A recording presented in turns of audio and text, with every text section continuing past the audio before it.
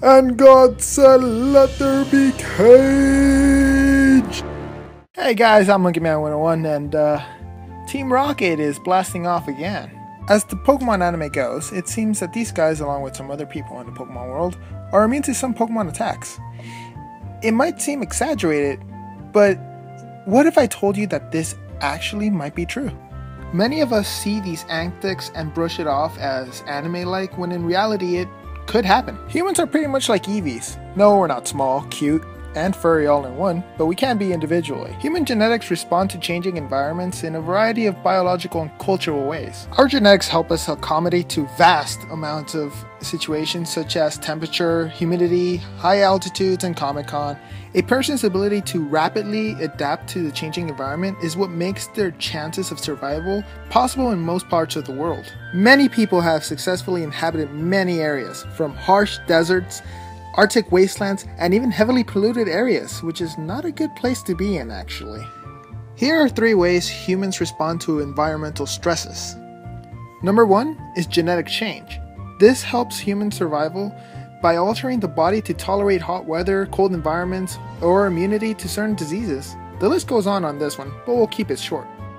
Number 2 is acclimatization, or acclimatization, and it is the process in which an individual organism adjusts to gradual change in the environment, such as the change in temperature, humidity, or pH, allowing it to maintain a performance across a range of environmental conditions. And number 3 are cultural practices and technology. Not only do humans evolve biologically to adapt to environments, but we also invent technology that aids us in occupying new environments or exploring new ones, like the space or sky. So as we can see, the environment around us, along with the culture, influence our development heavily. And now you might be asking yourself, well, what does this have to do with humans in the Pokemon world? Well, there's a lot actually. See, the people in the Pokemon world have adapted alongside Pokemon for what seems like a good time already. In Pokemon Diamond, Pearl, and Platinum, there's a story that helps support the relationship between humans and Pokemon since ancient times in the Kanalave library, and it says, long ago, when Sinnoh had just been made, Pokemon and humans led separate lives. That's not to say that they didn't help each other, no, indeed they did. They supplied each other with goods and supported each other.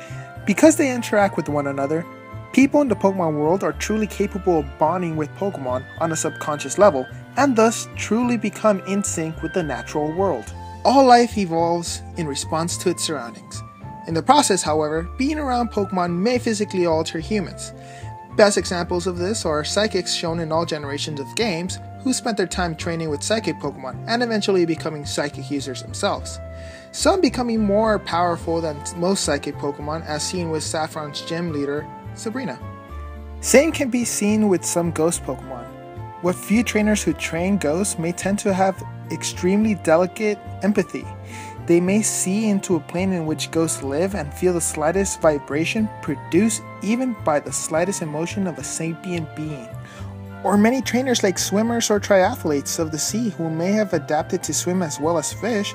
Some may even hold their breath for hours, absorbing oxygen through their skin. That may also be a possibility in the Pokemon world. It is rather human DNA that changes in response to the presence of Pokemon. The process may be slow, though some people are naturally inclined to these changes, the ones who actually go to train with a specific type of Pokemon. Trainers, on the other hand, those who train different types of Pokemon, will tend to have more survival abilities because they're extending their connections with their environments. Their bodies will tend to change to better fit each environment and Pokemon they come across, whether to adjust to the climate, Pokemon attacks, or lack of elements. No matter what type of trainer, each one shows a sign of human response to the environment, and that itself is pretty cool. So next time you see Team Rocket blasting off again, just remember their genetics helped them land alive somewhere far away. I've been your host, Monkey Man 101, and I'll see you guys in the battlefield. Late!